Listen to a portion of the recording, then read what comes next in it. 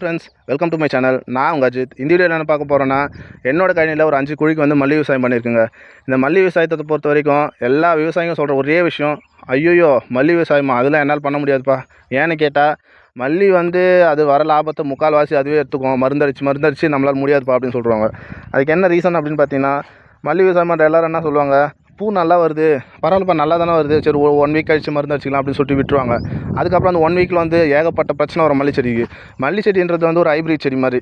அதுக்கு வந்து என்னடான்னா ப்ராப்பராக வந்து நம்ம நாட்டு செடி மாதிரி அப்படியே விட்டுட்டா வளர்ந்துரும் அப்படின்னு சொல்லிட்டு விட்டுற முடியாதுங்க. ஸ்டார்டிங் ஸ்டேஜில் மல்லி பொறுத்த வரைக்கும் எல்லாமே எந்த பிரச்சனை வந்தாலுமே ஸ்டார்டிங்லேயே பார்த்துடணும். சரி ஓகே, ஒரு 1 வீக் கழிச்சு பார்த்துக்கலாம், ஒரு 2 வீக் கழிச்சு பார்த்துக்கலாம், நல்லா தானே இருக்குது அப்படின்னு சொல்லி விட்டுட்டோம் அப்படின்னா, அதுக்கு சிகப்பரும்புலேருந்து காம்பு சுதுங்கு, முடக்க, பச்சை பூச்சி, ட்ரிப்ஸ் அப்படின்னு சொல்லிட்டு எக்கச்சக்கமான பிரச்சனை வரும். அந்த பிரச்சனைலாம் நம்ம ஸ்டார்டிங் ஸ்டேஜ்லேயே சரி பண்ணால் மட்டும்தான் அந்த ஈல்டு பூ வந்து ஒழுங்காக எடுக்க முடியும். ஸோ என் கழனியில் வந்து நல்லாவே வந்து பூ வந்து ஈல்டு கொடுக்குது.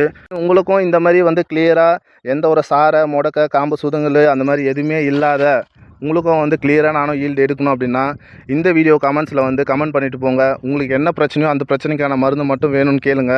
நான் கண்டிப்பாக என் சைட்லேருந்து நான் யூஸ் பண்ணுற மருந்து மட்டுமே, நான் யூஸ் பண்ணி பார்த்துட்டு ஓகே நல்ல ரிசல்ட் கொடுக்குது அப்படின்னா மட்டும் அந்த மருந்து மட்டுமே உங்களுக்கு ரெக்கமெண்ட் பண்ணுறேன். அண்ட் தென் இந்த மாதிரியான டெய்லி இன்ட்ரெஸ்டிங் அண்ட் இன்ஃபர்மேட்டிவான வீடியோஸ்லாம் உங்களுக்கு வேணும் அப்படின்னு எதிர்பார்க்குறீங்கன்னா, இப்போவே மறக்காமல் என்னோடய யூடியூப் சேனல் சப்ஸ்கிரைப் பண்ணி வச்சுக்கோங்க. அப்போ தான் நான் போகிற வீடியோஸ் எல்லாம் உங்களுக்கு நோட்டிஃபிகேஷனாக வந்து உங்கள் மொபைலுக்கு ரீச் ஆகும்.